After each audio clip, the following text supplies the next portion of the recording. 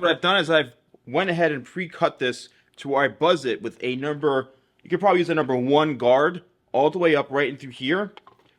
Same thing on this side into here and throughout the back like this. It's basically an undercut. All right, so that's all you got to do. So undercuts are very, very simple. It's literally just finding a section where you want this and shaving it all and letting this hang over. That's what the undercut is. All right. So now what I want to do is the best way to figure out the length is I'm going to comb this straight down the middle like this. Okay. And what I want to do is I just want to comb this straight down, and we're going to cut the sides.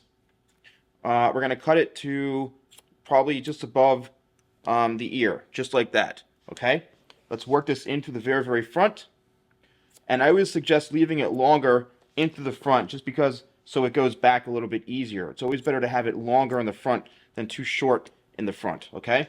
But what you can see this does is allows us to kind of go back like this, and it's not too long. It's a great way to establish a length of how long you want this whole thing to be. So let's do the same thing on the other side, and then we'll slightly go over the top and we'll layer this a little bit, and then we'll actually be done. Now you don't want to forget the back, all right? Simply the same thing. You follow this all the way around, follow the same pattern. It's okay to go probably a little bit higher into the back, but this is what you're looking at, okay? So it's basically all the way around. It's almost like a bowl cut. That's what a lot of these undercuts are, all right? But when you slick it back like this, it has a nicer shape to it, and it doesn't look so bad, okay? Now what you want to do is right into the top here, let's just do a little bit of layering, okay? Just a little bit. Comb this straight up like this.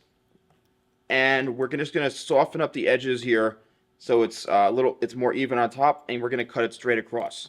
All right? Working right in through the middle of the top of the head.